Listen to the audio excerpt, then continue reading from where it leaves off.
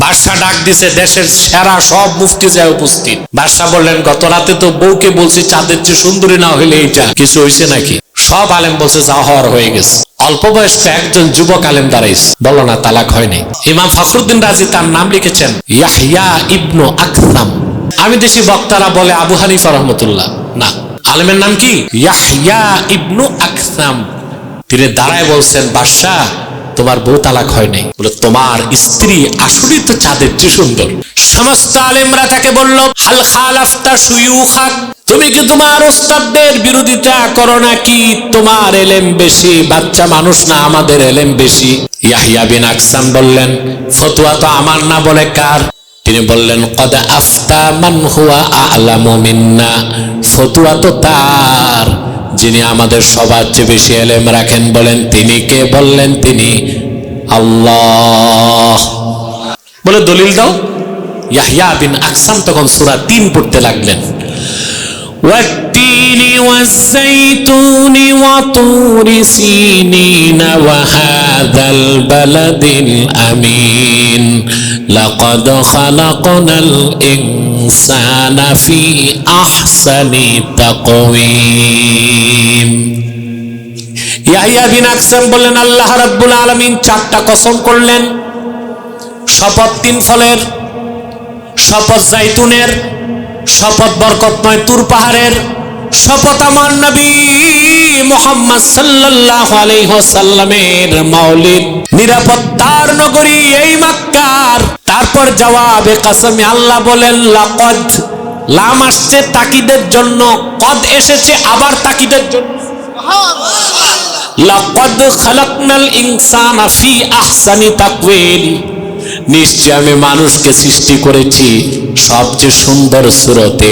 তাহলে চাঁদ, সূর্য, ফুটন্ত গোলাপ আর আকাশের উজ্জ্বল নক্ষত্রের চেয়েও মানুষ সুন্দর। বলেন সুবহানাল্লাহ। তোমার স্ত্রী তালাক হয় নাই, বাচ্চার ফতুয়াই গ্রান্টেড। ونستعينه ونستغفره ونعوذ بالله من شرور أنفسنا ومن سيئات أعمالنا، من يهده الله فلا مضل له ومن يضلله فلا هادي له، ونشهد أن لا إله إلا الله وحده لا شريك له،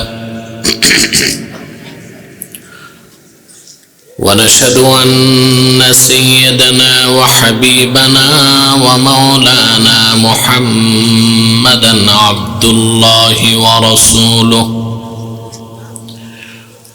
صلى الله عليه وعلى آله وصحبه وسلم، الذي أكمل الله به قصر النبوة، أي ختم الله به النبوة وحكم أن لا نبي بعده، وأعلن في القرآن بالبرهان أن محمدا صلى الله عليه وسلم خاتم النبيين والمرسلين، الذي أرسله بالحق بشيرا ونذيرا وداعيا إلى الله بإذنه وسراجا منيرا. فقد قال الله تعالى في كلامه المجيد والفرقان الحميد، أعوذ بالله من الشيطان الرجيم، بسم الله الرحمن الرحيم، والتين والزيتون وطور سينين وهذا البلد الأمين لقد خلقنا الإنسان في أحسن تقويم ثم رددناه أسفل سافلين إلا الذين آمنوا وعملوا الصالحات فلهم أجر غير ممنون فما يكذبك بعد بالدين أليس الله بأحكم الحاكمين صدق الله العظيم وصدق رسوله النبي الكريم ونحن على ذلك من الشاهدين والشاكرين والحمد لله رب العالمين إن الله وملائكته يصلون على النبي يا أيها الذين آمنوا صلوا عليه وسلموا تسليما اللهم صل على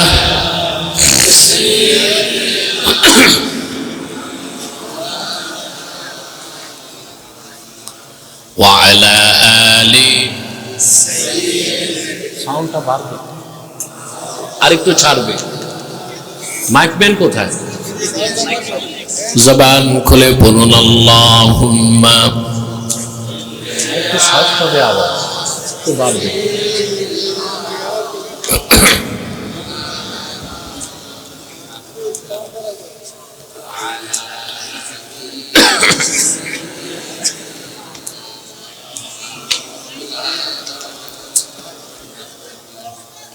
আপনারা এতগুলো মানুষ দরুদ সালামের আওয়াজ নাই সমস্যা কি অসুস্থতা না কৃপণতা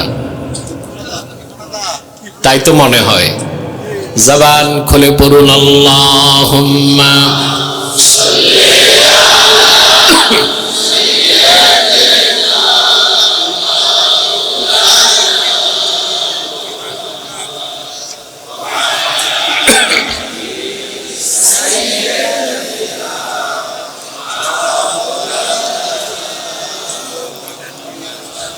فهو الذي تم معناه وصورته ثم اصطفاه حبيبا بارئ النسم اللهم صل على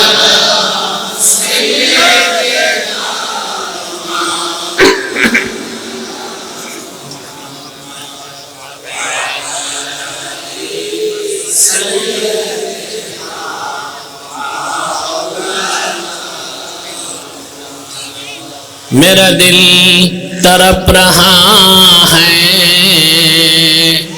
मेरा जल रहा है सीना ये दवा वही मिलेगी मुझे ले चलो मदीना अल्लाहुम्मा হরেন আওয়াজ দেয় পিছনে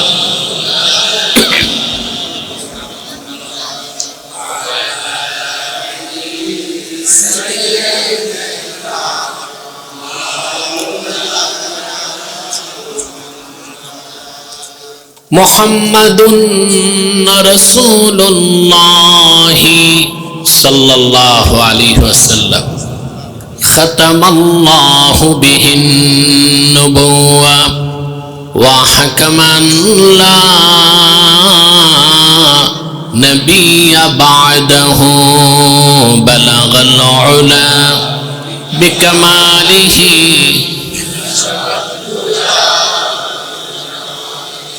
حسنت جميع خصاله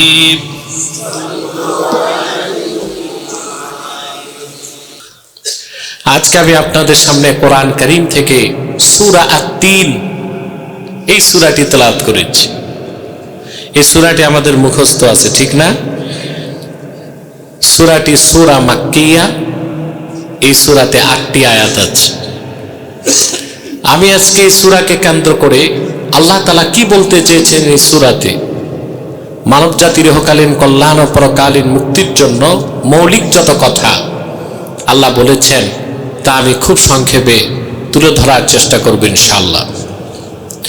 ভূমিকাতে একটি কথা তো না বললেই নয়।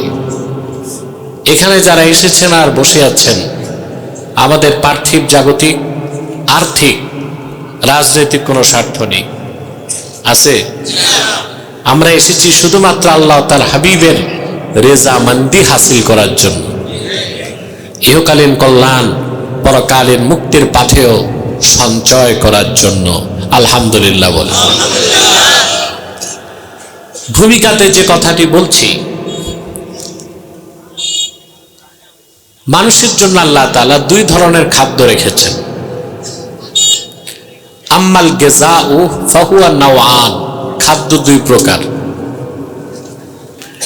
গিযাউন তাকুমু বিহিল আবদান, এক প্রকার খাদ্য আমরা খাই দেহকে জীবিত বাঁচায় রাখতে। না খেলে ক্ষুধা লাগে, প্রচন্ড ক্ষুধায় মৃত্যুও হয়, ঠিক না? আরেক প্রকার খাদ্য গিযাউন তাকুমু বিহিল আরওয়াহ, আরেক প্রকার খাদ্য আল্লাহ রাখছেন, ওটা আল্লাহ তার কাছ থেকে পাঠাইছেন, যার মাধ্যমে রুহুটা বেঁচে থাকে। রুহুটা মানুষের দেহের জন্য যত খাদ্যের প্রয়োজন সব আসে মাটি থেকে, কারণ মানুষের দেহ আল্লাহ মাটি থেকে তৈরি করেছেন। খাদ্যটাও আসে মাটি থেকে, চাল ডাল গম সব মাটি থেকে আসে, কিন্তু রুহুটা এসেছে আসমান থেকে, রুহের খোরাকটাও এসেছে আসমান থেকেই। সুবহানাল্লাহ, রুহটা এসেছে আসমান থেকে। রুহের খাদ্য গিযায়ে রূহ, এটাও এসেছে আল্লাহর কাছ থেকে। সুবহানাল্লাহ বলে। তা আমরা আজকে এসেছি কোরআন থেকে গিযায়ে রূহ, রুহের খোরাক নিতে, ঠিক না? মানুষের হৃদয়ে যত রোগ হয়, অন্তরের রোগ, ঠিক না? ওর মধ্যে সবচেয়ে জঘন্য রোগ হচ্ছে শিরক এবং কুফর, যা মানুষের হৃদয় বা কলবের মৃত্যু ঘটায়। আর কিছু রোগ আছে যা মানুষের হৃদয়কে অসুস্থ করে দেয়। আমাদের অধিকাংশ মানুষের হৃদয় মৃত না, আমরা মুমিন, তবে অসুস্থ। কি অসুস্থ না? আর আল্লাহ চান মুমিনদের হৃদয় হবে পূর্ণ সুস্থ। يوم لا ينفع مال ولا بنون إلا من أتى الله بقلب سليم। কাল কিয়ামতের দিন সহায় সম্পদ, প্রতাপ, প্রতিপত্তি, ক্ষমতা, সন্তান সন্ততি কোনো কাজে আসবে না, বরং যে ব্যক্তি একটি পরিশুদ্ধ, পবিত্র, সুস্থ হৃদয় নিয়ে আল্লাহর সামনে উপস্থিত হবে তার কোনো চিন্তা নাই। আমি কি কবরস্থানে না মাহফিলে? তো তোমাদের এই ভলিউম এত কমছে কেন? না চিন্তায় আছো? কোথায় আছো? আওয়াজ দিতে হবে তো, ভয়েস রেজ করতে হবে। ঠিকটাও তো ঠিক মতো হইল না। এবার আমার মনে হলো আমার সামনে সব পুরুষরা বসে আছে, এবং কাপুরুষ নয়, সুপুরুষ। সম্মানিত সুধী, তো মানুষের হৃদয়ে যত রোগ হয় শিরক কুফর ছাড়া, ওটা 10টা রোগ হয়। তরিকতের ভাষায় যাকে বলে মুহলিকাত, কি বলে, হাসাদ, কিবর, নামিমা, বুঝতে পারছেন, অজব, এরকম 10টা রোগ। এখন এই রোগগুলোর ট্রিটমেন্ট যদি আপনি হসপিটালে যান আর কার্ডিওলজিস্ট, হার্টের ডাক্তারের কাছে যান, ও কি বুঝবে? এই রোগ তো ওর মধ্যে বেশি, ঠিক না? এই রোগের জন্য ডাক্তার ভিন্ন, যারা পীর মাশায়েখ আধ্যাত্মিক ব্যক্তি, তারা এই অন্তর পরিশুদ্ধির প্রেসক্রিপশন দেয়। সুবহানাল্লাহ। বিশ্ববরণ্য সাধক আল্লামা ইব্রাহিম খাওয়াস রাহমাতুল্লাহ বলেছেন, দাওয়াউল কুলুবে খামসা, মানুষের হৃদয়ের সব রোগ দূর করার জন্য আল্লাহর পক্ষ থেকে 5টা ঔষধ আছে। কয়টা? তার প্রথমটাই হলো তিলাওয়াতুল কোরআনি বিত্তাদাব্বুর, চিন্তা করে গবেষণা করে আল্লাহর কোরআন তেলাওয়াত করা। যত বান্দা চিন্তা করে কোরআন তেলাওয়াত করবে, তার হৃদয় তত রোগ মুক্ত হবে, পবিত্র থেকে পবিত্র হয়ে পুরো অন্তরটা নূরের টুকরায় পরিণত হয়ে যাবে। সুবহান। এই জন্য কোরআন কারীমের সাথে যে তাআল্লুক মা আল কোরআন, কোরআন কারীমের সাথে সম্পর্ক গড়লে হৃদয় নুরানি হতে থাকে। সুবহানাল্লাহ। আর তা সুস্থ হয়, শক্তিশালী হয়, বলেন সুবহানাল্লাহ। আল্লাহ তাআলা আমাদেরকে যে সে সুযোগ করে দিলেন, এখন আপনারা তো সবাই আলেম না, চিন্তা করে তো কোরআন শরীফ পড়তে পারবেন না, তরজমাই তো বুঝেন না। তাহলে বোঝা যায় যেখানে কোরআন কারীমের ব্যাখ্যা হয়, তাফসীর হয়, ওখানে বসলেও অন্তর পবিত্র হয়, রোগ মুক্ত হয়, সুস্থ হয়, বলেন সুবহানাল্লাহ। এই সুযোগটা 3 দিনের জন্য আপনাদেরকে করে দিছে টিড ও কাঠবাজার ব্যবসায়ীরা। আলহামদুলিল্লাহ। আসুন তিলাওয়াতের মাধ্যমে আলোচনায় প্রবেশ করি। কোন সূরা? আমাদের অধিকাংশ মুসলমানের মুখস্থ আছে। আমরা একসাথে পড়ব, যেন প্রতিটি বাক্যের, প্রতিটি শব্দের, প্রতিটি অক্ষরে নূর আল্লাহ তাআলা আমাদের সিনায় প্রজ্বলিত করে দেন।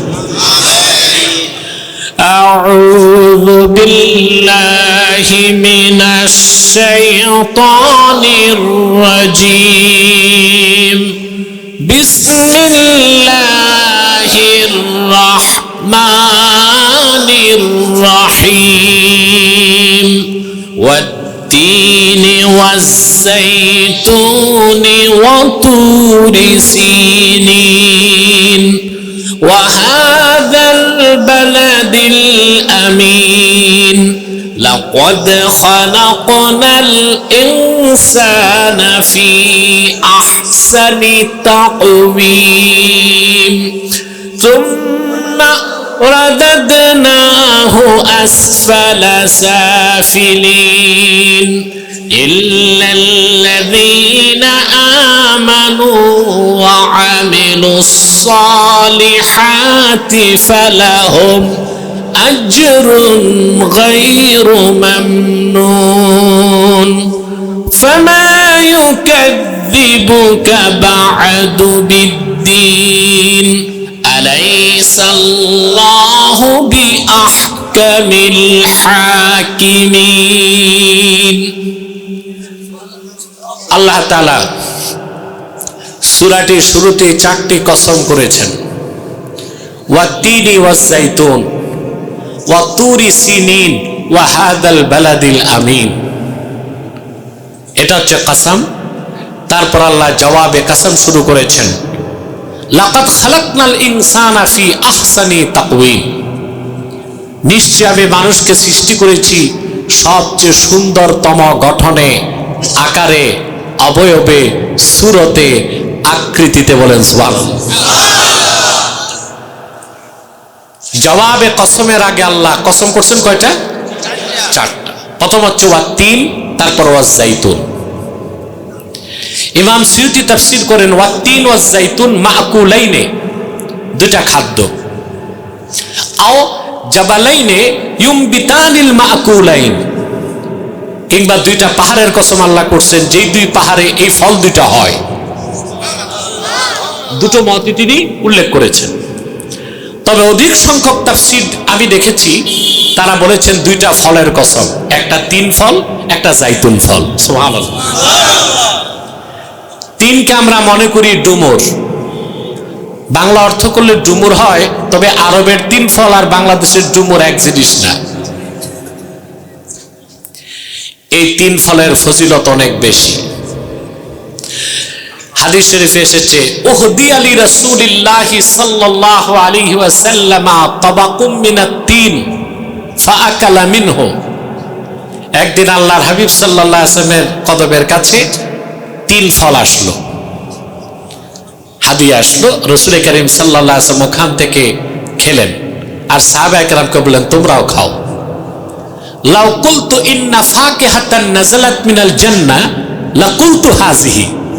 আমি যদি বলতাম বেহেশত থেকে একটা ফল নাজিল হয়েছে, তো এই তিন ফলকে বলতাম। সুবহানাল্লাহ। এই ফলের ইমাম রাজি তাফসীর কবিরে লেখেন, এই ফলটা খেলে ইউজিলু নাকহাতাল ফামি, মুখের দুর্গন্ধ দূর করে, চুলকে লম্বা করে। এই ফল নিয়মিত যে খাবে তার প্যারালাইজড কখনো হবে না। সুবহানাল্লাহ। প্রশ্ন হচ্ছে এই ফলটার কসম আল্লাহ কেন করলেন? তার জবাব ইমাম রাজি লিখেছেন, আদম আলাইহিস সালাম বেহেশতে শয়তানের প্ররোচনায় আল্লাহর একটা হুকুম মানতে পারেন নাই। আদম এবং হাওয়া দুজনই হুকুমটা তরক করে ফেলেছিলেন, এটা আপনারা জানেন। জিটা একটু বড় মুখে কোন, তাই বলে আদম আলাইহিস সালাম গুনাহগার পাপী এগুলো বললে ঈমান নষ্ট হয়ে যাবে।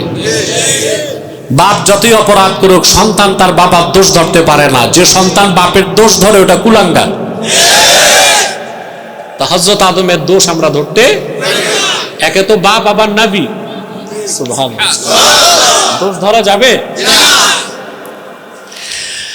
আল্লাহ রাব্বুল আলামিন বলেন, وَقُلْنَا يَا آدَمُ اسْكُنْ أَنْتَ وَزَوْجُكَ الْجَنَّةَ وَكُلَا مِنْهَا رَغَدًا حَيْثُ شِئْتُمَا وَلَا تَقْرَبَا هَذِهِ الشَّجَرَةَ فَتَكُونَا مِنَ الظَّالِمِينَ। আমি আদম আর হাওয়া স্বামী স্ত্রী তাদের দুইজনকে বললাম, এই বেহেশতে তোমরা আনন্দে বসবাস করো। ওয়া কুলা মিনহা রাগাদা, আই কুলা মিনহা ওয়াসিআ, আর প্রাচুর্যের সাথে যা খাইতে মন চায় খাও। সুবহানাল্লাহ। এই যে পিছে আওয়াজগুলো বন্ধ করা যায় না, এই বখাটে ছেলেগুলো বিদায় করেন না এখান থেকে, পিছে স্টেজের পিছনে। এগুলো এই বাচ্চাদের দোষ না। কিছু বক্তা এখন ওয়াজের মাঠ কৌতুকের মাঠ বানাইছে। এমন সব কাণ্ড কারখানা করে তারা স্টেজে, বাচ্চাগুলো বেয়াদব হয়ে যাচ্ছে। আগে আদব ছিল, সব টুপি লাগায় আসতো, এখন টুপি টাপি আর লাগে না, হাসলেই চলে। ঠিক যাকে সংস্কৃতি ধীরে ধীরে ঠিক হবে আবার ইনশাআল্লাহ। আউলিয়া একরাম যে সংস্কৃতি শিখায় গেছে, এটা একটু নষ্ট হয়েছে, আবার ঠিক হয়ে যাবে, হবে না ইনশাআল্লাহ। সম্মানিত সুধী, যে কথা বলছিলাম, আল্লাহ বললেন তোমরা প্রাচুর্যের সাথে খাও, যা খুশি তা খাও। ওয়ালা তাকরাবা হাযিহি শাজারা, আর একটি বৃক্ষের কাছেও যেও না, যদি যাও ক্ষতিগ্রস্তদের কাতারে শামিল হয়ে যাবা। শয়তানের প্ররোচনায় তারা ওই বৃক্ষ থেকে খেলেন, ঠিক না? ইমাম কাস্তালানি তিনটা রওয়ায়াত করেছেন, আনার ফল, আঙ্গুর কিংবা গম। কয়টা? তিনটা রওয়ায়াত পাওয়া যায়। তার মানে একটা খাদ্য ছিল। আল্লাহ রাব্বুল আলামিন সঙ্গে সঙ্গে দুজনের জন্য জান্নাতকে হারাম করে দিলেন আর ধমক দিয়া তাদেরকে বের করে দিলেন জান্নাত থেকে। ইমামে রাজি তাফসীর কবিরে লেখেন, আদম এবং হাওয়া দুজন দেখলেন তাদের পোশাক খুলে গেছে, উলঙ্গ হয়ে গেছেন, তারা লজ্জায় মস্তক নত হয়ে গেছে। হযরতে আদম তাৎক্ষণিক বেহেশতের 3 গাছের পাতা দিয়া তার সতর ঢেকে ফেললেন। তার দেখা দেখি স্ত্রীও 3 গাছের পাতা দিয়ে সতর ঢেকে ফেললেন। জান্নাতের দরজা খুলে গেল।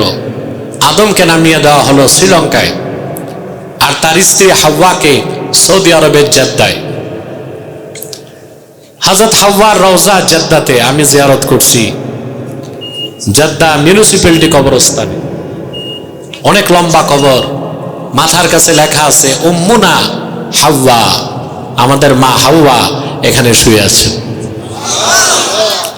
হযরত আদমের কবর কই? অধিক সংখ্যক মুহাদ্দিসের মতে মিনাতে, মসজিদুল খায়েফে। মসজিদুল খায়েফ, মসজিদ খায়েফ, এটা মিনাতে। যারা হজ করছেন তারা দেখছেন। এই যে আদম আলাইহিস সালাম নামলেন, সতর ঢাকছিলেন কি দিয়ে? 3 গাছের পাতা দিয়ে লজ্জাস্থান ঢাকছেন। এই জন্য আল্লাহর কাছে আল্লাহ এই 3 গাছের দাম বাড়ায় দিয়েছেন। আর কোরআন কারীমে সেই ইতিহাসকে অবিস্মরণীয় করে দেবার জন্য 3-এর কসম করছেন। সুবহানাল্লাহ। এরপর ওয়াজ-জাইতুন, আল্লাহ জাইতুনের কসম করেছেন। জাইতুনের কসম করার অন্যতম একটা কারণ হচ্ছে এই ফলটা অধিক সংখ্যক হয় তুর পাহাড়ে। ঠিক এরপর আল্লাহ আবার কসম করলেন ওয়া তুরি সিনিন। সিনিন মানে মুবারক, বরকতপূর্ণ তুর পাহাড়ের। বরকতপূর্ণ আরবিতে পাহাড় 2টা নাম পাহাড়ের। কটা নাম? একটা হচ্ছে তুর, আম্মাল জাবাল আল্লাযী ফীহি আশজার ফাহুয়া তুর। যে পাহাড়ে প্রচুর গাছপালা থাকে ওইটাকে আরবিতে বলা হয় তুর। আর যেই পাহাড়ে কোনো গাছপালা থাকে না, শুধু পাথর আর মাটি, ওইটাকে বলা হয় জাবাল। কি বলা হয়? জাবাল।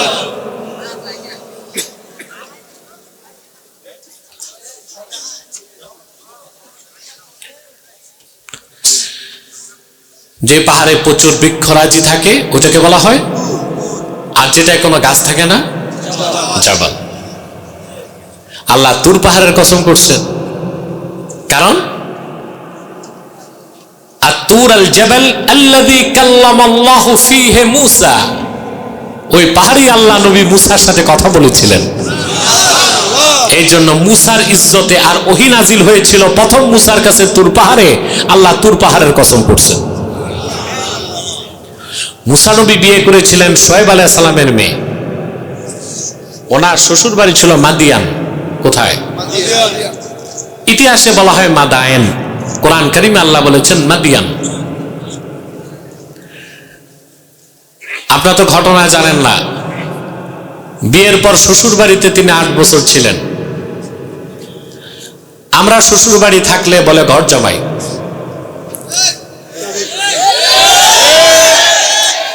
কিন্তু আল্লাহ নবীর ক্ষেত্রে এটা বলা যাবে না। কারণ আমার দেশে ঘর জামাইয়ের দাম গোয়াল ঘরের বলদের চোখ।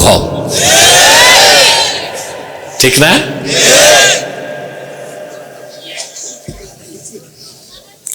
যার গতি নাই সে হয় ঘর জামাই। মুসা নবী 8 বছর পরে স্ত্রী নিয়ে যখন মিশরের দিকে আসতে লাগলেন, স্ত্রী গর্ভবতী। প্রচন্ড কনকনে শীত, ঘন কালো রাত, স্ত্রীর বাচ্চা প্রসব হবে, ব্যথা শুরু। স্ত্রীকে তিনি বললেন এখন তো আগুন লাগবে বাচ্চার জন্য, দেখার জন্য। আল্লাহ রাব্বুল আলামিন বলেন, হঠাৎ মুসা নবী তুর পাহাড়ের দিকে তাকায় দেখলেন আগুন দেখা যায়। সুবহানাল্লাহ। দৌড়িয়ে তিনি গেলেন আগুনের কাছে। আল্লাহ পাক বলেন ফালাম্মা আতাহা নুদিয়া ইয়া মূসা ইন্নী আনা রাব্বুকা ফাখলা'না আলাইক ইন্নাকা বিল ওয়াদিল মুকদ্দাসি তুওয়া। আগুনের কাছে যাওয়ার পরে তিনি দেখেন আগুন না, এটা তো আল্লাহর নূর। পেছন দিক থেকে উপর থেকে আওয়াজ আসলো, মুসা ফাখলা নালাক, জুতা খোলো, ইন্নাকা বিল ওয়াদিল মুকদ্দাসি তুওয়া, তুমি পবিত্র উপত্যকায় দাঁড়ায় আছো। ফাসতামি' লিমা ইউহা ইন্নানি আনা আল্লাহু লা ইলাহা ইল্লা আনা ফা'বুদনি ওয়া আকিমিস সালাতা লিযিকরি। মুসা, তোমাকে যা ওয়াহি করা হয় তা মনোযোগ দিয়ে শোনো।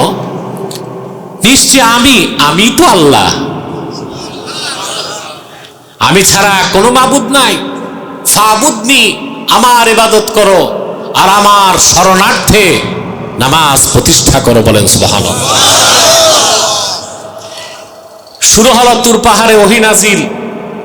মুসা নবী সেখানে 40 দিন অপেক্ষা করছেন। পরবর্তীতে তাওরাত কিতাব তিনি সেখানে পেয়েছেন। সুবহানাল্লাহ। এরপরে আল্লাহ কসম করলেন, ওয়া হাযাল বালাদিল আমিন, আর আমার নবী মুহাম্মদ সাল্লাল্লাহু আলাইহি সাল্লামের মাউলিদ আগমনের সুমহান পবিত্র স্থান, নিরাপত্তার নগরী মক্কার কসম। ঈমান দীপ্ত কণ্ঠে বলুন সুবহানাল্লাহ। আল্লাহ মক্কার কসম করছেন। সুবহানাল্লাহ। জাবালে তুরে তাওরাত নাজিল হয়েছিল বলেই পাহাড়টার দাম বেড়েছে। মুসা নবীর বাড়িতে তাওরাত যায় নাই, তাওরাত আসছে জবাল তুরে, মুসা সেখানে গেছেন। ১৫০০ বছর আগে আমার নূর নবী মুহাম্মদ সাল্লাল্লাহু আলাইহি ওয়াসাল্লাম যেখানে গেছেন, ওহী আল্লাহর কোরআন সেখানে গেছে। সুবহানাল্লাহ। আল্লাহর হাবিব গারে হেরাতে গিয়েছেন, কোরআন সেখানে গেছে। তিনি মক্কায় গেলেন, কোরআন সেখানে। তিনি তায়েফ গেলেন, কোরআন সেখানে। তিনি মদিনা মুনাওয়ারায় গেলেন, কোরআন সেখানে। তিনি উহুদ গেলেন, বদর গেলেন, খন্দক গেলেন, তাবুক গেলেন। আমার নূর নবী মুহাম্মদ সাল্লাল্লাহু আলাইহি ওয়াসাল্লাম ১৫০০ বছর আগে যেখানেই গেলেন, জিবরিল কোরআন নিয়ে সেখানে গেল। বলেন সুবহানাল্লাহ। চিন্তা করেন এগুলো, এটি চিন্তা করেন না তুমি আশা। চিন্তা যে করবেন, কেউ খোরাকও দেয় না। মৌলভী সাহেবরা আইসা কেচ্ছা কাহিনী কইয়া হাসি তামাশা করে বাস বিনোদন দিয়া চলে যায়। বিনোদন দিয়ে আকায়েদের মৌলিক কথাগুলো, আল্লাহ তার হাবিবের আজমতের কথা, মহব্বতের কথা যত জনগণকে শোনানো হবে, আল্লাহ তার হাবিবের ইশকের আগুন হৃদয়ে তত জ্বলবে। এটাই তো আলেমের কাজ, ঠিক না? না হাসি তামাশা? সম্মানিত সুধী, আল্লাহ তার হাবিব মুহাম্মদ সাল্লাল্লাহু আলাইহি ওয়াসাল্লামের মাওলিদ মক্কাতুল মুকাররমার কসম করলেন। আল্লাহর হাবিবের মাওলিদ হবার কারণে, মুহাম্মদ সাল্লাল্লাহু আলাইহি সাল্লামের মাওলিদ হবার কারণে মক্কার দাম পৃথিবীর সব জায়গার চেয়ে বেশি। মক্কাকে আল্লাহ রাজধানী বানাই দিয়েছেন, ক্যাপিটাল অফ দ্য ওয়ার্ল্ড, সারা পৃথিবীর রাজধানী মক্কা। আর মদিনাতুল মুনাওয়ারা হলো ঈমানের রাজধানী। আল্লাহ তার হাবিব মুহাম্মদ সাল্লাল্লাহু আলাইহি ওয়াসাল্লামের মক্কা থেকে মদিনা মুনাওয়ারায় হিজরত করে যাওয়ার পর মদিনা মুনাওয়ারার সম্মান মর্যাদা মক্কার চেয়ে বাড়াই দিয়েছেন। মক্কা হচ্ছে সারা দুনিয়ার রাজধানী, আর মদিনাতুল মুনাওয়ারা হচ্ছে ঈমানের রাজধানী। এই জন্য মদিনা মুনাওয়ারার আরেক নাম হচ্ছে দারুল ঈমান। সুবহানাল্লাহ। কথা বুঝতেছেন? আল্লাহ তাআলা কয়টা কসম করলেন? এরপর আল্লাহ তাআলা বলেন, জবাবে কাসাম শুরু, لقد خلقنا الإنسان في أحسن تقويم। নিশ্চিত আমি মানুষকে সৃষ্টি করেছি সর্বোত্তম আকারে, গঠনে, সুরতে। বলেন সুবহানাল্লাহ। আল্লাহর সৃষ্টির মধ্যে শ্রেষ্ঠ সৃষ্টি মানুষ। সুবহানাল্লাহ। মানুষের চেয়ে শ্রেষ্ঠ কোন সৃষ্টি, মানুষের চেয়ে সুন্দর কোন সৃষ্টি, মানুষের চেয়ে প্রিয় কোন সৃষ্টি? আমার আল্লাহর প্রিয় সৃষ্টি মানুষ, সুন্দর সৃষ্টি মানুষ, শ্রেষ্ঠ সৃষ্টি ফেরেশতার চেয়ে আল্লাহ মর্যাদা মানুষের বেশি দিয়েছে।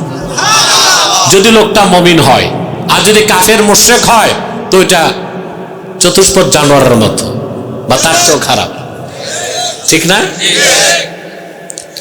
কিন্তু ইমানদারের মর্যাদা সবচেয়ে বেশি। আল্লাহ রাব্বুল আলামিন বলেন, ওয়ালাকাদ কাররামনা বানি আদম ওয়া হামালনাহুম ফিল বাররি ওয়াল বাহরি ওয়া রাযাকনাহুম মিনাত তাইয়্যিবাত। আমি বনি আদমকে সম্মানিত করেছি, রেসপেক্টেড করেছি, মুআজ্জাজ করেছি, জল এবং স্থলে তারে কর্তৃত্ব দিয়েছি। আর এই পৃথিবীর সবচেয়ে মূল্যবান দামি খাবারগুলোকে আমি তাদের জন্য রিজিক বানায় দিয়েছি। শ্রেষ্ঠত্ব কার? মানুষের। কর্তৃত্ব কার? মানুষের কর্তৃত্ব। জলে কর্তৃত্ব কাদের? স্থলে। একটা নীল তিমি কত বড় জানেন? একটা নীল তিমির লেজে 27টা হাতি দাঁড়াতে পারবে। কিন্তু জলে কর্তৃত্ব নীল তিমির না মানুষের? স্থলে হাতি কত বড় প্রাণী, কিন্তু ওইটার পিঠে মানুষ বসে ওরে যেমনি খুশি অমনে চালায়। কর্তৃত্ব কি হাতির না মানুষের? আল্লাহর শ্রেষ্ঠ সৃষ্টি মানুষ, আল্লাহর প্রিয় সৃষ্টি মানুষ, আল্লাহর সুন্দর সৃষ্টিও মানুষ। সূরা 3-এর ব্যাখ্যা করতে যে ইমাম ফখরুদ্দিন রাজি তাফসির কবিরের 11তম খণ্ডে লেখেন, আরবের বাগদাদের এক শাসক নতুন বিয়ে করছে। আগে তো রাজা বাদশারা শুধু বিয়ে করত, ঠিক না? তবে নেককার বাদশারা 4টার বেশি করত না, কারণ 4টাই তো বিয়ে সুন্নত বলা যাবে না। আমাদের দেশে একটা ভুল মাসালা মানুষ শিখছে যে 4 বিয়ে করা সুন্নত। এটা কোথাও নাই। 4 বিয়ে সুন্নত না, 4 বিয়ের অনুমোদন শরীয়ত দিছে, কিন্তু সুন্নত বলা যাবে না। এটা বুড়া মানুষ বের করছে, কারণ বুড়া মানুষ বিয়ের কথা শুনলে প্রচন্ড খুশি হয়। রাখো, তোমরা কি মুরব্বীদের বিপক্ষে মিছিল করবা নাকি? আমি দেখছি প্যারালাইজড হয়ে গেছে বুড়া মানুষ, 80 বয়স পার হয়েছে, বিয়ের কথা কইলে একটা মুস্কি হাসি দেয়।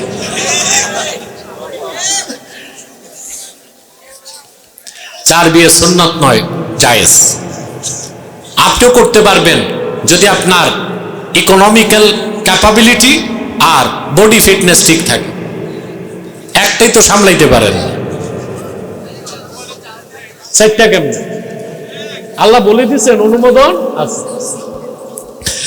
فانكحوا ما طاب لكم من النساء مثنى وثلاث ورباع وإن خفتم ألا تعدلوا فواحدة। তোমরা তোমাদের পছন্দের নারীদেরকে বিয়ে করো। এখানে আল্লাহ আরেকটা ইঙ্গিত দিয়েছেন, ছেলে মেয়েকে পছন্দ করতে হবে। আমার দেশের একটা বিশ্রী কালচার, ছেলে মেয়ে দেখতে যায় না, বাবা মা দুলাভাই সব যায়, আর যে বিয়ে করবে এ যায় না। আর মেয়ে ছেলে দেখে না, মেয়ে ছেলে দেখে না, ওটা যায় 14 গোষ্ঠী দেখতে। না, ছেলে মেয়েকে দেখবে, মেয়ে ছেলেকে দেখবে। পর্দা কঠিন, কিন্তু বিয়ের ক্ষেত্রে আল্লাহর হুকুম।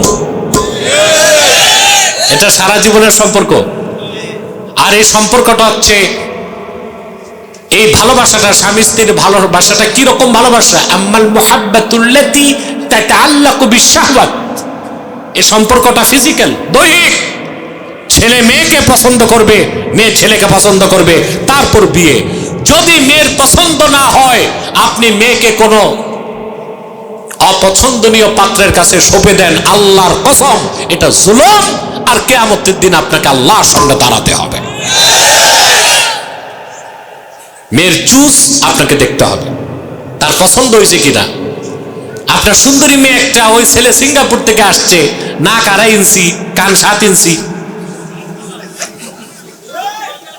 কথা বলে না, সিমেন্টের বস্তা টানতে টানতে মাথার চুল নাই, টাক হয়ে গেছে। পয়সা দেখা মেয়েরে পিটায় পাটায় বিয়ে দিবেন? হারাম।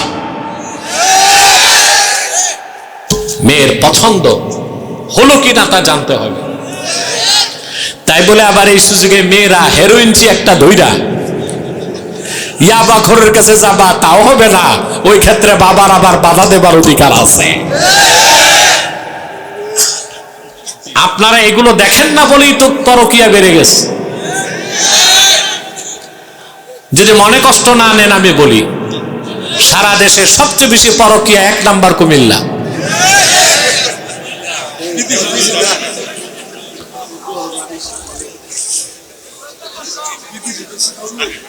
জি, এটা জরিপে আসছে, এটা জরিপে আসছে।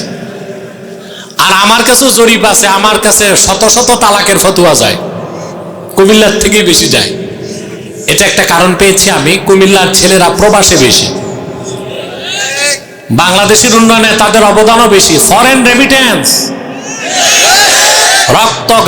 রক্ত পানি করা ঘামের পয়সা দিয়া দেশের রিজার্ভকে ধরে রাখা, আর দেশ উন্নয়নে এখানেও কুমিল্লার যুবকরাই প্রথম সারিতে থাকবে।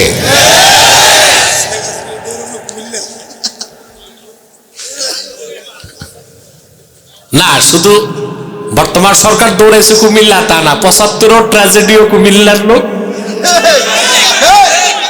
আর 24 কুমিল্লার লোক বেশি। শুধু কুমিল্লার লোকের কৃতিত্ব না, আমি বলি এই জালেম থেকে দেশ মুক্ত হবার ক্ষেত্রে কোনো দলের কৃতিত্ব নাই, কোনো মাস্টার মাইন্ড নাই। আল্লাহর গজবে ধ্বংস হয়েছে জালেম।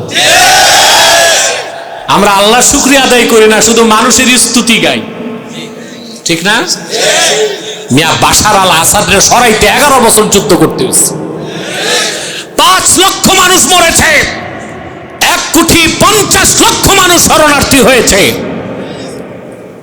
তোমরা যে জালেমের কবলে ছিলা, সেও তো পারতো ট্যাঙ্ক কামান চালাই দিতে। এই জাতিকে আল্লাহ রক্ষা করছে, ঠিক না? সম্মানিত সুধী, তো বলছিলাম কুমিল্লার যুবকরা বিদেশ থাকে বেশি, আর স্ত্রী রেখে যায় মায়ের কাছেও না, শাশুড়ির কাছেও না, ওটারে ফ্ল্যাট দেয়। ব্যাংকের অ্যাকাউন্ট মার কাছে না, বউয়ের কাছে। আর বিদেশ থেকে 2.5 লাখ টাকার আইফোন পাঠায়। একটা যুবতী মেয়ের একটা আইফোন দেওয়া মানে 10টা শয়তান বেঁধে দেওয়া। ব্যাংকে আছে টাকা, 10 বছর পর যুবক এসে হায় হায় হইল কি, ব্যাংকের অ্যাকাউন্টও খালি, ঘরের বিছানাও খালি। কথা বলে না?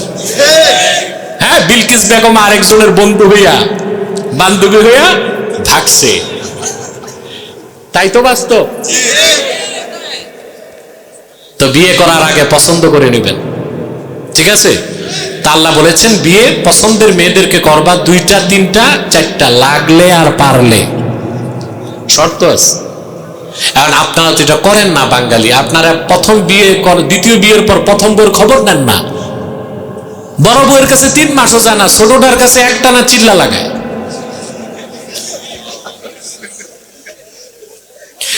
মাওলানা আশরাফ আলী থানভী রহমতুল্লাহ, ওনার কোনো বাচ্চা কাচ্চা ছিল না, তো তিনি বাধ্য হয়ে মুরিদদের পরামর্শে একটা বিয়ে করছিলেন, দ্বিতীয় বিয়ে। তো বড় বউ তো খেপে গেছে, পরে উনি সিদ্ধান্ত নিলেন ছোট স্ত্রীকে বিদায় করে দিবেন। তখন বড় স্ত্রী, বুজুর্গ মানুষের বউও কিন্তু বুজুর্গই হয় অধিকাংশ ক্ষেত্রে, সব ক্ষেত্রে না, সবার ক্ষেত্রে না। তিনি বলছেন যে একটা মেয়েকে তুমি বিয়ে করে আনছেন, আপনি ছাড়বেন কেন? থাক না, আমার বোনের মতো থাক। সুবহানাল্লাহ। আর আপনারা দুই বউ এক ঘরে রাখতে পারবেন? দুই বাড়িতে, দুই মহল্লায়? না, এটা সম্ভব না। তো থানভী সাহেবের কাছে যখন মুরিদরা হাদিয়া আনতো, পাল্লায় ওজন করে সমান মেপে দুই স্ত্রীর কাছে দিয়া দিতেন। কি ইনসাফ ছিল! সুবহানাল্লাহ। আপনি পারবেন এটা? বলছিলাম ওই যে বাগদাদের বাদশার কথা, নতুন বিয়ে করছে, মনে পড়ছে? বিয়ে করার পর সুন্দরী বনিয়া চন্দ্রিমা রাতে বাগানে ঘুরতেছে। একদিকে দুগ্ধ ফেনশি পূর্ণিমার চাঁদের আলো, আরেকদিকে বাগান থেকে রকমারি ফুলের খুশবু। আবার নতুন স্ত্রী হাত ধরে হাঁটতেছে। আবেগ আপ্লুত বাদশা তার স্ত্রীকে বলে ফেলছেন আবেগে যাইয়া, লাউলাম তাকুনি আহসানা মিনাল কমর ফাআনতে কাজা। তুমি যদি পূর্ণিমার চাঁদ থেকেও সুন্দরী না হতো, তুমি এইটা। অনেক সময় রাগ বা গোসায় আপনাদের দেশও হয়, মায়ের খাইয়া বউ স্বামীর কই তুই আমার বাপ লাগস। আর আদরের চোটে স্বামী অনেক সময় মা বলে বসে থাকে। তো এটার উত্তর হচ্ছে, আপনি যদি স্ত্রীকে মা বলেন তালাক হবে না, গুনাহ হবে। আর স্ত্রী যদি আপনাকে বাপ বলে তা তো তালাক হবে না, কি হবে? গুনাহ হবে। আপনাদের তো আসলে রাগ উঠলেও হুঁশ থাকে না, আর খুশির সময়ও হুঁশ থাকে না। রাগ উঠলে বউ তালাক দেয়, তুই তালাক, তোর মায়ের তালাক, তোর নানিও তালাক। আরে হারামজাদা, তুমি না তোমার বউয়ের তালাকের মালিকানা বলছো, ওর মারটা আর ওর নানিরটা তুমি দিবা কেমনে? আমার জীবনে আমি এত তালাকের ফতুয়া দিতে যাই, এত পিকুলিয়ার টাইপের মানুষ দেখছি। আহা, আপনারা অযথাই ঝগড়া করেন, বাড়িতেও, সংসারেও, বাজারেও, রাজনীতির মাঠেও। এই যে দেখছেন না সুনাম, এই সিলেট কোম্পানিগঞ্জে মোবাইলের চার্জ নিয়ে ঝগড়া লাগা 40 জন আহত হসপিটালে। কি নিয়ে লাগছে? সেনাবাহিনী যায় থামাইছে। আমি শুনে গাড়িতে বললাম এখনো বাংলাদেশের পরিস্থিতি অনেকটা ভালো আছে। ওরা বলল কেন? আমি বললাম 40 জন আহত হয়েছে, মারা তো যায়নি। তাতে বোঝা যায় অনেকটাই এখনো কন্ট্রোলে আছে। বাদশা বলে ফেলছে, তুমি যদি চাঁদের চেয়ে সুন্দরী না হও, তুমি তালাক। একদিকে রাত চলে গেল, সূর্য উদিত হলো, বাদশার বিবেকেরও উদয় ঘটল। মনে মনে করলামটা কি, আমার স্ত্রী যত সুন্দরী হোক, চাঁদের চেয়ে তো সুন্দর হইতে পারে না। বাদশা তো সকালবেলা যত মন্ত্রী এমপি সব ডাকছে, বলে আলেম যারা সেরা আছে সব ডাকো। আর সব যুগে কিছু আলেম অপেক্ষায় থাকে, ডাক পাইলেই দৌড়। রাজা বাদশা ডাকলে আর গণভবনে এখনো ডাকলে, বুঝেন না, সিরিয়াল ম্যারাথন দৌড় দেয়, কার আগে কে যাবে। ইউনূস সাহেব আলেমদের নিয়ে বসছিল, আমাকেও ডাকছিল, আমি একটু কেটে পড়েছি। আমার দিনে মাহফিল ছিল হবিগঞ্জ, গরিব মানুষরা কয়েক লাখ টাকা খরচ করছে আমাকে হেলিকপ্টারে নিয়ে যাবে। হঠাৎ মাহফিল ক্যান্সেল করলে মানবে? কথা বলেন। আমি বলেছি সন্ধ্যায় বসা যাবে, আর আমার আগ্রহ ছিল না। তার কারণ, আমি যদি নিশ্চয়তা পাই কোনো সরকার, কোনো মন্ত্রী, কোনো প্রেসিডেন্ট আমার কথা শুনবে, আমি 70 বার তার দরজায় দৌড়াবো। কিন্তু আমার কথা শুনবে না এটা যদি বুঝি, আমি যে ট্যাগ লাগাবো না, বরং দূরে থেকে পরামর্শ দিব।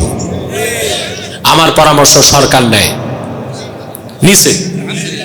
ভারতের বিরুদ্ধে 3টা প্রস্তাব দিয়েছি গভর্নমেন্টকে, 3টাই নিছে তারা, আলহামদুলিল্লাহ। আমার যাওয়ার দরকার কি?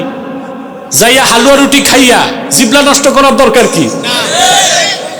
যারা আগে 16 বছর হালুয়া রুটি খাইছে, মৌলবীদের এখন ভাত গেছে। এক মৌলবী সাহেব বলছিল, আপনি নিশ্চিত বেহেশতি। হায় হায় হায়, এ মৌলবী এখন এইটারে এখন আর দূরবীন দিয়েও খুঁজে পাওয়া যাচ্ছে না। ওর চাকরি গেছে, ব্যবসা গেছে, ইজ্জত গেছে, কেরিয়ার গেছে, সব গেছে। এখন আছে তার দেহটা। দালালির একটা মাত্রা থাকা উচিত। আলেম ওলামার কাজ দালালি করা নয়। শাসকের কাছে এই জন্য আলেমরা যাবে সৎ পরামর্শ দিতে। আর হালুয়া রুটির ভাগ নিতে যে আলেম যায়, ওইটা আলেমে তাকি না, আলেমে সু। আল্লাহর হাবিবকে জিজ্ঞেস করা হয়েছে, আইয়ুন নাসে শাররুন, মানুষের মধ্যে সবচেয়ে খারাপ কে? আল্লাহর হাবিব বলেছেন, আল আলিমু ইদা ফাসাদা, আলেম যখন বরবাদ হয়ে যায় সে মানুষের মধ্যে সবচেয়ে নিকৃষ্ট। আলেম যখন, আরে ভাই, ভাত পচে গেলে পান্তা ভাত হিসেবে খাওয়া যায়, আর বিরিয়ানি পচলে খাওয়াও যায় না, কাছেও যাওয়া যায় না, ঠিক না? এজন্য আলেম যখন পচে যায়, একদম পচে, ওটার 2 পয়সার দাম থাকে না। তো বলছিলাম, তো সব যুগেই কিছু আলেম আছে বাদশা ডাকলে দৌড়ায়। বাদশা ডাক দিছে, দেশের সেরা সব মুফতি যায় উপস্থিত। বাদশা বললেন, গত রাতে তো বউকে বলছি চাঁদের চেয়ে সুন্দরী না হইলে এইটা, কিছু হয়েছে নাকি? সব আলেম বলছে যা হওয়ার হয়ে গেছে। অল্প বয়স্ক একজন যুবক আলেম দাঁড়াইছে, বলল না তালাক হয়নি। ইমাম ফখরুদ্দিন রাজি তার নাম লিখেছেন ইয়াহইয়া ইবনু আকসাম। কি না? আমি দেশি বক্তারা বলে আবু হানিফা রহমতুল্লাহ, না, এটা হচ্ছে মুখস্থ কথা, শুনছে একটা ভুল। আলেমের নাম কি? ইয়াহইয়া ইবনু আকসাম। তিনি দাঁড়ায় বলছেন, বাদশা তোমার বউ তালাক হয় নাই। বলে কেন? বলে তোমার স্ত্রী আসলেই তো চাঁদের চেয়ে সুন্দর। সমস্ত আলেমরা তাকে বলল, হাল খালাফতা শুয়ুখাক, তুমি কি তোমার ওস্তাদদের বিরোধিতা করো নাকি? তোমার এলেম বেশি, বাচ্চা মানুষ না, আমাদের এলেম বেশি। ইয়াহইয়া বিন আকসাম বললেন, ফতোয়া তো আমার না, বলে কার? তিনি বললেন, কদ আফতা মান হুয়া আ'লামু মিন্না, ফতোয়া তো তার যিনি আমাদের সবার চেয়ে বেশি এলেম রাখেন। বলেন তিনি কে? বললেন তিনি আল্লাহ। বলে দলিল দাও। ইয়াহইয়া বিন আকসাম তখন সূরা 3 পড়তে লাগলেন, والتين والزيتون وطور سينين وهذا البلد الأمين لقد خلقنا الإنسان في أحسن تقويم। ইয়াহইয়া বিন আকসাম বললেন, আল্লাহ রাব্বুল আলামিন 4টা কসম করলেন, শপথ 3 ফলের, শপথ জাইতুনের, শপথ বরকতময় তুর পাহাড়ের, শপথ আমার নবী মুহাম্মদ সাল্লাল্লাহু আলাইহি ওয়াসাল্লামের মাওলিদ, নিরাপত্তার নগরী এই মক্কার। তারপর জবাবে কসমে আল্লাহ বলেন, লাকদ, লাম আসছে তাকিদের জন্য, কদ এসেছে আবার তাকিদের জন্য। লাকদ খালাকনাল ইনসানা ফি আহসানি তাকওয়িম, নিশ্চয় আমি মানুষকে সৃষ্টি করেছি সবচেয়ে সুন্দর সুরতে। তাহলে চাঁদ, সূর্য, ফুটন্ত গোলাপ আর আকাশের উজ্জ্বল নক্ষত্রের চেয়েও মানুষ সুন্দর। বলেন সুবহানাল্লাহ। তোমার স্ত্রী তালাক হয় নাই, বাচ্চার ফতুয়াই গ্রান্টেড। সব বড় বড় মুফতিরা মাথা নত করে দিছে। এতক্ষণ কি বুঝাইলাম? আল্লাহর শ্রেষ্ঠ সৃষ্টির নাম কি? প্রিয় সৃষ্টি, সুন্দর সৃষ্টি। প্রশ্ন হলো কেন মানুষ এত সুন্দর কেন? তার জবাব বুখারী শরীফে পাওয়া যায়। হাসর ময়দানে যখন সমস্ত নবীগণ অস্থির হয়ে যাবে, মিজানের পাল্লা কায়েম হবে, চালু হবে না, জাহান্নামের দরজা খোলা থাকবে। সবাই যে হযরত আদমকে বলবেন, আদম ইশফা লানা ইলা রাব্বিক, আপনার রবের কাছে আমাদের জন্য সুপারিশ করেন। আদম আলাইহিস সালাম যে আদমকে যে মানব জাতি বলবে, আনতা আবুন নাস ওয়া খালাকাকাল্লাহু বিয়াদিহি ইশফা লানা ইলা রাব্বিক। আদম, তুমি তো মানব জাতির পিতা, আমরা তো তোমার সন্তান, তা আমাদের বিপদে তুমি কাজে আসবে না তো কে কাজে আসবে? আল্লাহ নিজের হাতে তোমারে বানাইছেন, সুপারিশ করো। 1 পৃষ্ঠার হাদিস বুখারী শরীফ, এই হাদিসটা 1 পৃষ্ঠা। আদম আলাইহিস সালাম পারবেন না, কোন নবী পারবেন না। সবাই তখন আল্লাহর আখিরি নবী মুহাম্মদ সাল্লাল্লাহু আলাইহি সাল্লামের কাছে চলে যাবেন। আল্লাহর হাবিব সুপারিশ করবেন, আল্লাহ জাহান্নামের দরজা বন্ধ করে দিবেন, মিজানের পাল্লা চালু করে দিবেন। আখিরাতে আল্লাহ তার হাবিবকে 10 প্রকার সুপারিশের ক্ষমতা দান করবেন। সুবহানাল্লাহ বলেন। রাসূলুল্লাহ যে শাফাআতে কুবরা করবেন, ওই শাফাআতের উপকারিতা আদম থেকে ঈসা লক্ষের উপর নবীও লাভ করবে। সুবহানাল্লাহ বলেন। সেজন্য রাসূলুল্লাহ শাফাআতের অস্বীকারীকে আমি ব্যক্তিগতভাবে কাফের মনে করি। আর এটা আমার ব্যক্তিগত কথা না, ইবনে হাজার আসকালানির ফতোয়া। ইন্নাল আখবারা বিশাফাআতিন নবী সাল্লাল্লাহু আলাইহি ওয়াসাল্লাম قد بلغ حد التواتر। রাসূলুল্লাহ সাল্লাল্লাহু আলাইহি ওয়াসাল্লাম যে সুপারিশ করবেন, এই হাদিসগুলো তাওয়াতুরের দরজা লাভ করছে। তো মুতাওয়াতির হাদিস অস্বীকারী কি হয়?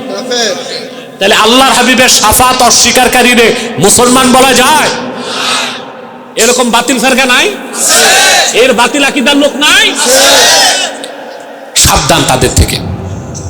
আমার ভাইরা, তো বুখারী শরীফের হাদিসের প্রথম থেকে পেলাম কি? এই হাদিসের প্রথমে আনতা আবুন নাস ওয়া খালাকাকাল্লাহু বিয়াদিহি, আদমের দেহটা আল্লাহ নিজের হাতে তৈরি করছেন। এই জন্য আদম সুন্দর, তার সন্তানরাও। আল্লাহ বলেন সুম্মা রাদাদনাহু আসফালা সাফিলিন।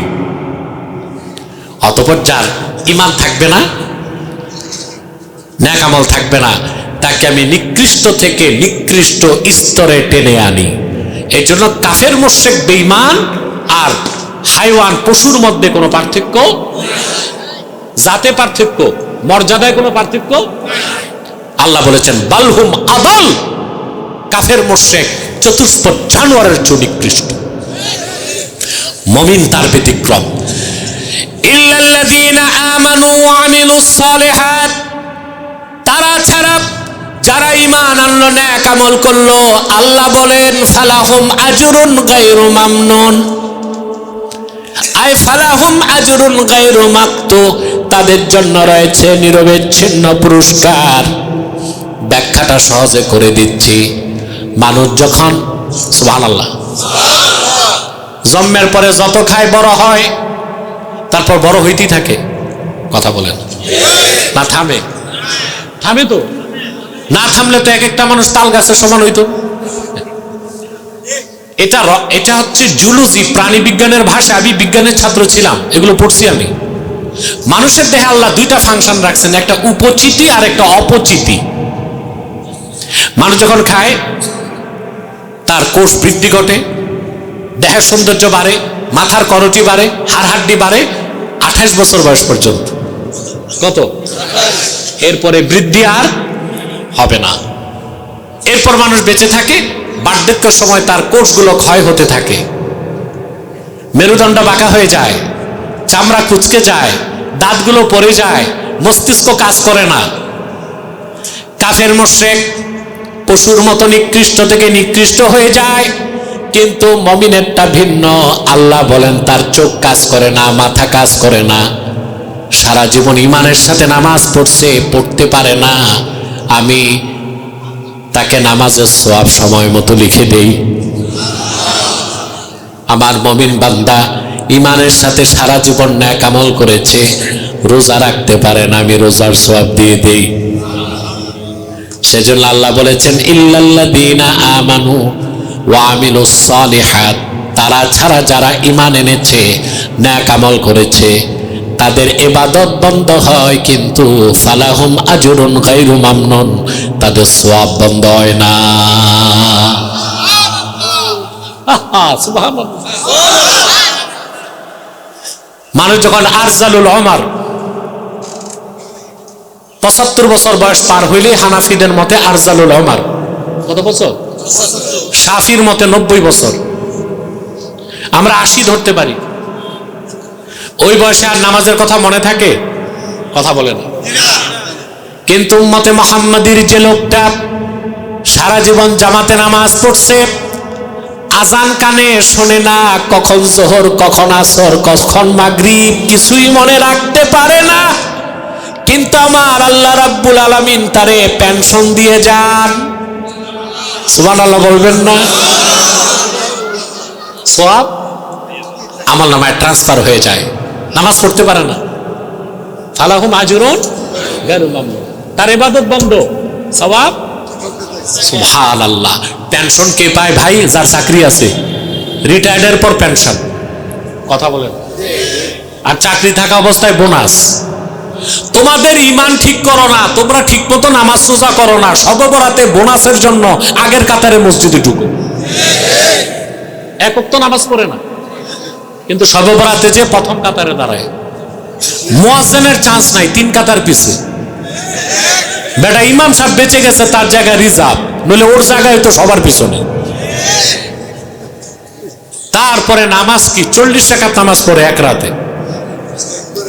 হ্যাঁ, 40 রাকাত নামাজ পড়ে ফজর নামাজ পড়ে বাড়ি যায়, চোখগুলো কদম ফুলের মতো টকটক করে, আবার হালুয়া রুটি খায়, এক ঘুম দিছে, জোহর আসর মাগরিব গেছে, এসার সময় একদিকে আজান হয়, আর বল্টু এসা বাজারে ক্যারাম বোর্ড খেলে। গতকাল বোনাস নিয়েছে, চাকরি নাই। যার চাকরি নাই বোনাসও আগে চাকরি, তারপরে বোনাস। চাকরির বয়স গেলে রিটায়ারমেন্টের পর পেনশন। এই জন্য ঈমান ঠিক করো, নেক আমল করে যাও, তোমার দাম বাড়তেই থাকবে। যখন সওয়াব আমল আর চলবে না, করতে পারবে না, সওয়াব আল্লাহ দিয়ে দিবেন, মর্যাদা বাড়তেই থাকবে। ফামা ইউকাযযিবুকা বা'দু বিদ্দীন। আল্লাহ বলেন এত বড় কুদরত আমার হাতে। সুবহানাল্লাহ। আমি একটা মানুষকে তৈরি করি, তারপরে শিশু, তারপরে বালক, তারপর কিশোর, তারপর যুবক, তারপর পৌর, বৃদ্ধকালে তাকে আবার দুর্বল করে দেই। এই ক্ষমতা আমার আছে। তাহলে আমার এই কুদরত বুঝার পর কোন জিনিস তোমাকে আখিরাতকে অস্বীকার করায়? আলাইসাল্লাহু বিআহকামিল হাকিমিন। কি আল্লাহ রাব্বুল আলামিন সর্বশ্রেষ্ঠ বিচারক নন? সাদাকাল্লাহুল আযীম। ربنا ظلمنا أنفسنا وإن لم تغفر لنا وترحمنا لنكونن من الخاسرين। আল্লাহ তাআলা তিনো কাঠ বাজারের কমিটির উদ্যোগে আয়োজিত 3 দিন ব্যাপী 29তম বার্ষিক মাহফিলে তোমার নেককার অসংখ্য বান্দা নিয়ে হাত তুলেছি, পর্দার আড়ালের মা বোন নিয়ে হাত তুলেছি। আল্লাহ, এতগুলো মানুষের মধ্যে যার দুটো হাত তোমার ভালো লাগে আল্লাহ, তার দুটো হাতের বিনিময়ে আমাদের জিন্দেগীর সব গুনাহ তুমি মাফ করে দাও। আল্লাহ তাআলা রব্বুল আলামিন, হৃদয়ের গভীর থেকে দোয়া করি আল্লাহ, তোমার আখিরি নবী নূর নবীজি আমার মুহাম্মদ মুস্তাফা সাল্লাল্লাহু আলাইহি ওয়াসাল্লাম আজ থেকে ১৫০০ বছর আগে দুনিয়া থেকে বিদায় নিয়েছেন। হায়াতুন নবী হিসেবে জান্নাতুল ফেরদাউস রওজা মুবারকে বিশ্রাম নিয়েছেন। আল্লাহ, জীবনে একবার তোমার আখিরি নবী নূর নবীজি আমার মুহাম্মদ মুস্তাফা সাল্লাল্লাহু আলাইহি ওয়াসাল্লামের জান্নাতুল ফেরদাউস রওজা মুবারকে উপস্থিত হয়ে গো আল্লাহ, তোমার হাবিবের নূরের কদমে দরুদ ও সালামের হাদিয়া দেবার আগে আল্লাহ তুমি ডাক দিও না। রব্বুল আলামিন, একবার বা একাধিকবার জানা সোনার মদিনায়, নূরের মদিনায় যেতে পেরেছি আল্লাহ, জীবনে বারবার তোমার আখিরি নবী নূর নবীজি আমার মুহাম্মদ মুস্তাফা সাল্লাল্লাহু আলাইহি ওয়াসাল্লামের নূরের শহর মদিনাতুল মুনাওয়ারা জিয়ারতের জন্য তাদের কপালটা খুলে দাও।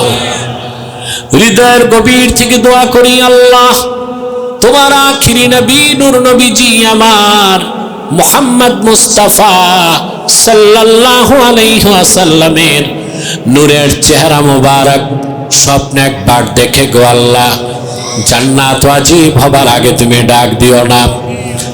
একবার বা একাধিকবার জানাব তোমার আখিরি নবী নূর নবীজি আমার মুহাম্মদ মুস্তাফা সাল্লাল্লাহু আলাইহি ওয়াসাল্লামের নূরের চেহারা মোবারক স্বপ্নে দেখার সৌভাগ্য লাভ করেছি। আল্লাহ জীবনে বারবার দেখার জন্য তাদের কপালটা তুমি জান্নাতি কপাল বানায় দাও। আল্লাহ আমাদের অনেকের বাবা নাই, অনেকের মা নাই, অনেকের বাবা মা একজনও নাই।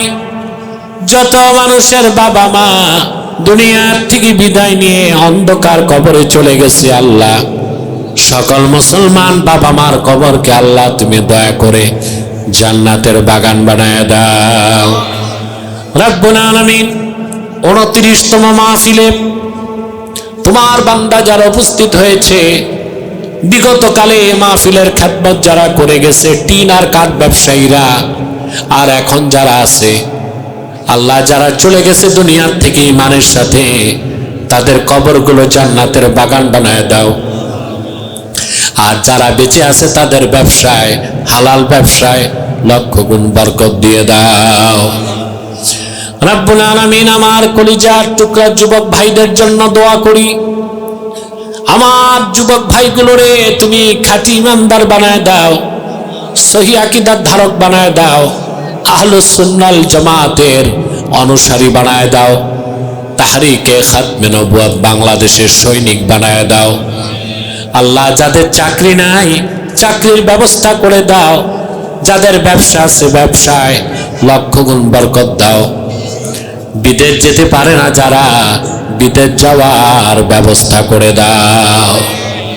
আল্লাহ আমাদের মুশকিলাতকে আসান করে দাও, নেক হাজাত ও চাহাতকে কবুল করে নাও। পর্দার আড়ালে মা বোন যারা হাত তুলে বসে আছেন, আল্লাহ তাদের মনের দুঃখ কষ্টগুলো দূর করে দাও। তাদের প্রত্যেককে এক একটি সোনার সংসার হাদিয়া দিয়ে